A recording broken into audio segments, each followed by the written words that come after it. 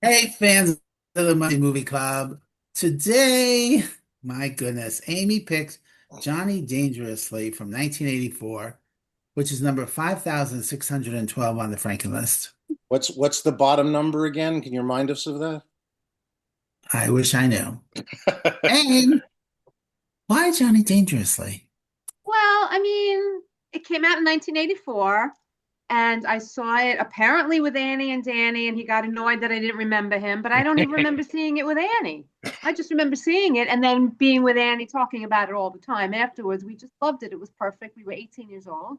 It was just, we just loved it. I don't know how many times I saw this movie, at least a dozen probably. Seriously, but how old were you when it came out? 18. 18. A very immature 18 then? So come on, this movie is very much for teens, 20s, not for 60s. Okay, 5,923. Pretty far down there then. Yeah. You're not gonna Oh, like my oh, stars. You're not gonna like my stars, Frank. here's the plot. Johnny Kelly, played by Michael Keaton, lives a double life. At home, he's the good apple, looking after his ailing mother, Maureen Stapleton, and his sexually obsessed brother, Tommy, played by Griffin Dunne. But his not-so-secret life is as Johnny Dangerously, an up-and-coming criminal being groomed by local gangster Jocko Dundee, played by Peter Boyle. Who Yeah, doesn't love Peter Boyle? yeah. I And love What was yeah, the brother in? Oh, I love you. Of course you got that. Griffin Dunn was an American Werewolf in London, Yes. and Griffin Dunn, we love. Yeah. He's He's done and a lot of stuff much he more was just recently. yeah, This Is Us, yeah. But Peter Boyle, that haircut, why have it so long and have it like sticking Yeah. out over here? It looks ridiculous. He's that's how still Al, that's how Al Capone wore his hair in real life. he's still the Really? Frankenstein monster to me. Yeah. Okay, well, you can feel the cast just throwing themselves at the material like that, trying to will it into being funny. But the script just keeps leaving them hanging. I'm sorry. But everyone's game, Michael Keaton, Joe Piscopo, and the very committed Richard Dimitri with his Roman Moroni bargain sneaky bastards. What? How? What? How? I don't even. I'm sorry. Where did the accent, the malaprops? Now, come on. I read the trivia this morning and it made perfect sense. He was doing a parody of the old school Italian gangsters, and the Yeah, actors would put on the stupid accent. And so he was just parodizing that. Paradising. Parodizing? paradising. And we Oh, and we have a new word. there you go, malapropping yourself. Yeah, right. Yeah. But for me, the whole thing is just so silly and flimsy. It never really earns the laughs it's going for. And honestly, the fact that Disney can't be bothered to stick it on its streaming service just kind of says it all. If they, if No. they don't think it's worth watching, then why Disney should doesn't they? think 90% of the Fox library is worth putting on their streaming Well, service. even So when it was a Fox movie, it was never available. that's not true at all. It wasn't. It, It's not available. it is. We can't even buy it. Sure you Well, can. Kindergarten Cop isn't available anywhere either. I rest my case. I have a DVD of Johnny Dangerously, and it's still available on Amazon for slightly ridiculous prices. But 50 bucks. Yeah, because people are reselling their crap. All right, so observations while watching. I really didn't write a lot because I did not like this movie. It's directed by Amy Heckerling, and amazingly, I just watched Clueless for the first time this week. So I had two Amy Heckerlings this week. so, Now, but, I remember Amy Heckerling being a pretty well established and decent director. Yes. Martin And then I Yes. read again in the trivia that she was like, fuck this, I'm going to write my own shit from now on. yeah. Well, here's the problem: is that this is her third best movie. Joel and I read it. Remake. Just go and read the comments on Clueless, please, between Joel and I. Joel explained it there. It's Fast Times at number one, Oh, yeah. Yeah. at number two, and Johnny Dangerously at number three. What's number two? And look who's Clueless. talking. What? And look who's talking is number four. The Yes. first one was adorable. Come Oh, I on. love Look Who's Talking. All right. But she And then, wrote these. She created these. That's I don't know. no, I give her credit for well, she didn't what? write. She No, didn't not Johnny write- Dangerously, but the other three. Yeah. No, she didn't write Fast Times at No, Ridgemont that's High. not, that's, yeah, she didn't write that. Yes, you did. No, No. she didn't. Nope. Hold All right, so on. then Weird Al sings some kind of theme song. I never heard it before in my life. And then the credit comes up, choreography and musical staging by somebody. I was like, oh no, please, no musical numbers. There's And only why one. why is Michael Keaton wearing eye makeup? Oh my God, the eyeliner was killing me. Killing me. And then I wrote, oh my God, this is bad. And then it was cute when it sketched in the newspaper. He looked like Sylvester Stallone. That's I cute. wrote that as a note, like, why was a picture of him? I thought it was funny, and then I wrote, what the fuck? All right, I stopped taking notes. It was all too painful. 1.5 stars for me. Just not my movie at all. It's Wow. just all too silly. Mark, we're and- gonna have to up our stars just to balance this out. Well, it's 4 stars. I'm starting at 4. Yeah. Frank, I think Right, you're being a little harsh. We've seen much worse movies. than this. Yeah. Good Yeah, Lord. this for me was just the same as Phantom Menace. 1.5. Hold on. Then can I go next? Every single joke for me was like, oh, come on. I did not even smile even once. All right, go ahead. You Forgan ice hole. Yes. Oh, you never introduced Yeah, us. you didn't introduce us. Oh, okay. Go ahead, Mark. Um, Wait, okay, so I'm abstains courteously. That's cute. I'm not abstaining. and I'm a real Forgan We Annie just asshole. King talked is about in- Jonathan Groff. Annie King is in Costa Rica, where she belongs, obviously. Clearly, And Mark has always been a real Forgan ice hole for me. it's true. If he's spelling it wrong, it's Fargan. Fargan, not Forgan. Yeah. Go fuck no cringer. There she Nope. goes in her pajamas because it's snowing. And Joel, I can't even tell you what that says. Defenstratedly? Defenstratedly. Defenestratedly. Defenstratedly. Talk about making up your words. And he's in the kitchen where he belongs. Exactly. Joel, did you know Right. your last name was an adverb? I made it an adverb. It's a German That's a- adverb. Which was a good line in the movie. That was Yes. a good line. Yes. So before I get to my notes, I'll just say that Frank, I kind of expected to give a review like you, saying, I remembered 2% of the movie. I remember the Forgan ice holes and the Joe. I didn't remember Joe Piscopo was in the movie at all. I had no idea who he was probably at the time, but Yeah, he I didn't remember either. he didn't remember either. I remember the whole once. Yeah. Once. And I That was we going to ask, is that from this movie? Because Yes. I Yes. remember that for Yes. years. I didn't realize it was from this movie, though. yes, and me and my brother and my friends used to do that all the time. Oh, yeah. And but I had a fear of coming back and watching this as a 50-year-old and being like, wow, like everything else in the movie completely sucks. So I was pleasantly surprised that it did not at all, unlike some cynical bastards on this call right now. First of all, now I know what a malaprism is. Never heard of that before, but though it was funny. And my first note on I'm don't correct me. I'm saying this as I wrote it in order of watching the movie. Why the hell was Johnny's mom 80 years old when he was 12? And I understood the joke shortly afterwards, because when she said she was meaning to take with smoking, and now this clinches it with the ashtray as a gift, Danielle and I started laughing out loud. We're like, this is funny. And then I hope I reach 30 right afterwards. I hope I reach 30. Frank, how did you not laugh at that? I had a big smile because so why is this woman so old? Yes. But she was only 29. If you watch old movies like that, the gangsters' moms are always like, Yes. The gangster's moms, but when there was a flashback and he was I know. 12 and the mom was still like a grandma. By the way, she was only 59. Yeah. Anyway, this is Forgan War, and my mother did whatever, so-and-so once, are the few things I remembered. The cast was great. A lot of the jokes would have gone over my head when I saw this as a kid. I remember the swollen testicles part because it would have been very funny as a 12-year-old. I had no idea Marilu Henner could sing. I used to have a crush on her from her other 1984 movie with Dom DeLuise, Cannonball Run too.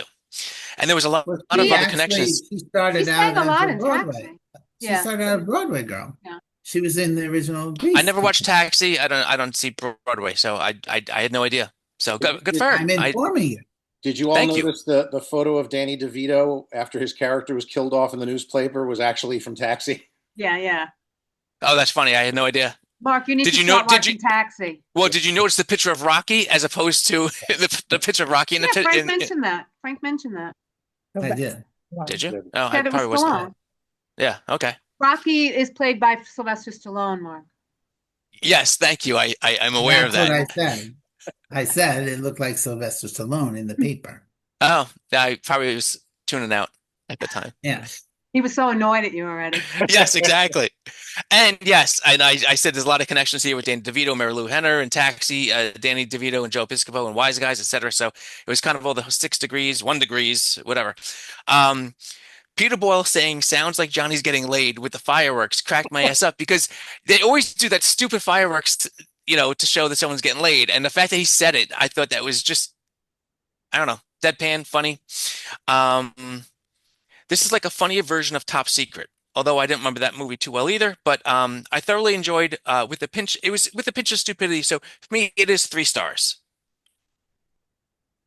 A well-earned 3 stars. I should give it 3.5 just to piss Frank off, but I'll stick Yeah. with 3. Hey, you can like what you like. Yes. Annie King. Yeah, we like what we like. And I was a little like Mark, like, am I gonna still like this? And you know what? I still liked it. It was so funny. I like when the car crashes into the 1935 at the beginning. when Yeah, it's- that's adorable. That I was mean, such a there new were so thing back many, then. so many of these little things that just like that I enjoyed, it was funny. Let's see, when they're walking and they go past New York into New Jersey, and there's that sign that says New York, New Jersey. Where the hell are we? Yeah. And then on the bathroom in the club, it says henchmen and henchwomen. The doors for the bathrooms. Wait, let me cut you off for a second. Isn't that sign in one of the tunnels, the Holland or the Lincoln Tunnel, New York, New Jersey? I feel like that really exists, which is fabulous. I mean, it exists whenever I go down to New York from Connecticut, there's a sign, "Welcome to New York," so I could see it being somewhere on the dividing line. I think it is. Anyway, go ahead. Sorry. I'll have to look it up. Yeah, I think it just, definitely was funny in 1984, all these stupid little things and that, the sushi dinner in prison that he eats, the PSA on smoking and him like, with a dental plan when you in the gang and stuff. I He was remember like, we're different. We have a dental plan and it was just, I thought it was still just as funny. All the little things that you might have, not been looking for and stuff. The only thing that I thought was like kind of dumb was when the newsstand guy kept Oh getting my God, yeah. the newspapers. Yeah. Oh, Ray Yeah. Walston. Yeah. Yes. I'll give you that one, Frank, for sure. Yeah, he's blind, now he can see, then he can't hear. Yeah, that one was a little bit. Yeah. You know. Agreed. Worthless, but I enjoyed it. I'm gonna go with 3 stars, Mark. Very nice. Joel, do you want to join the 3-star brigade? Of course. Go ahead. That's all I got. Yeah. No, look. Here's what I thought of the movie. I don't really have a lot to add. It's a fun movie for me. I've seen it a number of times. Obviously, I said I own a copy of it on DVD. I wish Disney would get off their ass and license it to a boutique label to upgrade it to high definition at this point, but that's probably never going to happen. I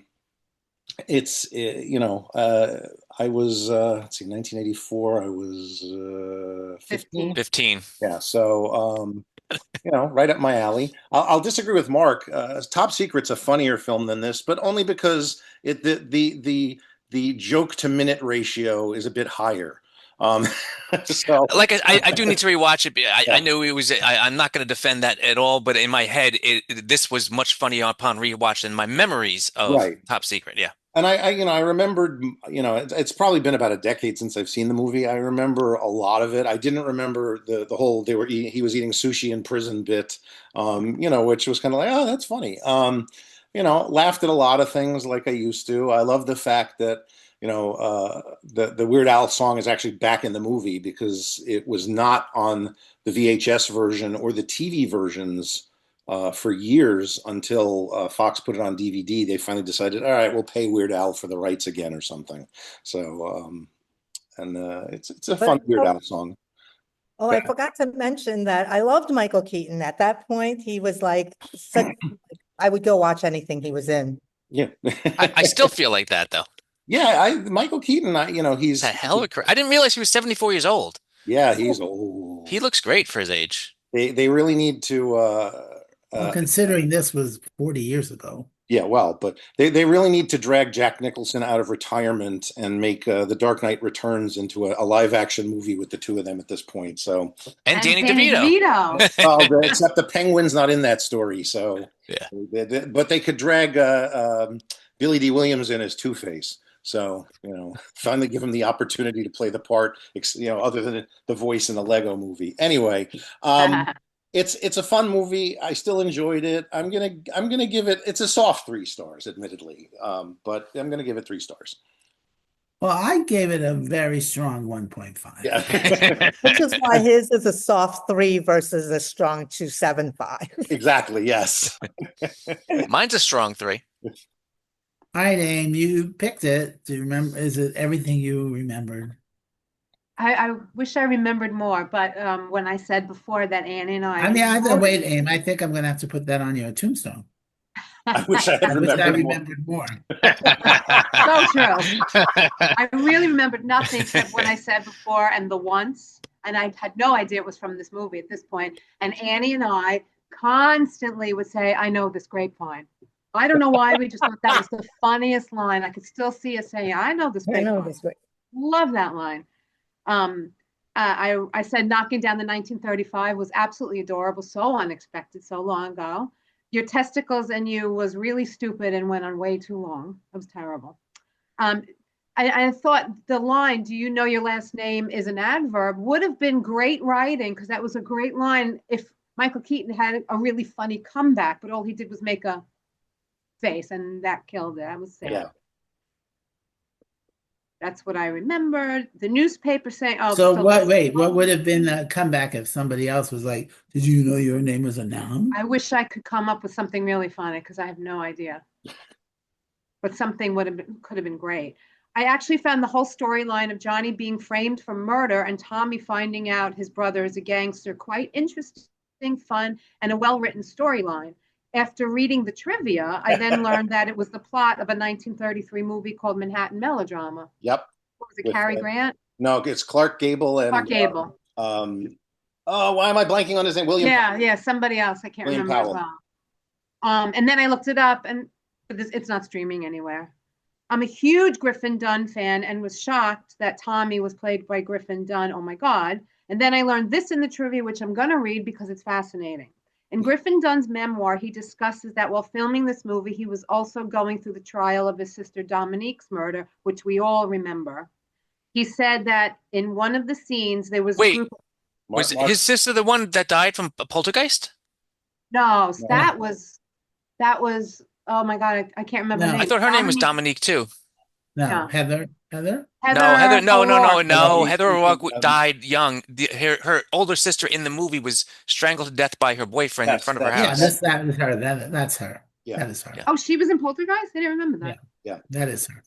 So finally, he said that in one of the scenes, there was a group of extras where at least one of them had legitimate mob connections, and the extra offered to have Dominique Dunne's murderer killed in his jail cell before the trial ended. That's so fascinating.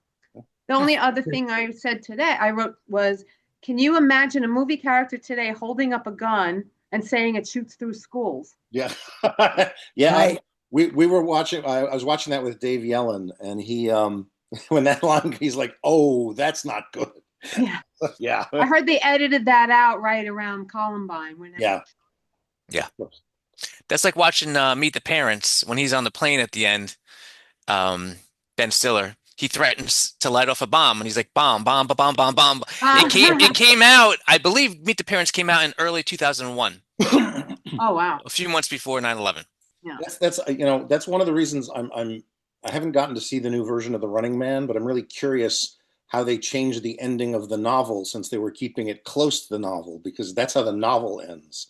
He flies the plane into the building, and it's like, okay, that's not going to happen in this version. Yeah. So anyway, I'm done. I'm kind of going like this, but I'll give it a very soft 3 stars. Almost 3.25. 6, No, 7, is that where we're Almost Oh. 6, 7, going? almost 2.75. Okay. 6, 7. I just learned that yesterday. Wait, so when we get off, someone's got to explain to me when we get off. Okay. There's no explanation. Nobody knows what the fuck it is. Right. Yes. Anyway. This is well, that's our flaccid movie review. Yes. Johnny Dangerously is not on the usual streaming service, as we discussed. But next week, Joel picked Thunderball. We're going back. This is the 50th anniversary, right? 60th? 60th. 60th anniversary of Thunderball. It is on Pluto TV, but I think they show commercials, right? Yep. Yeah. So- Yeah, they usually do, but they're only obtrusive if you're watching Doctor Who, the classic version. Sure. Sure. That's it for us. Okay, I'm Frank Gaffney. Go watch a movie. And also with you.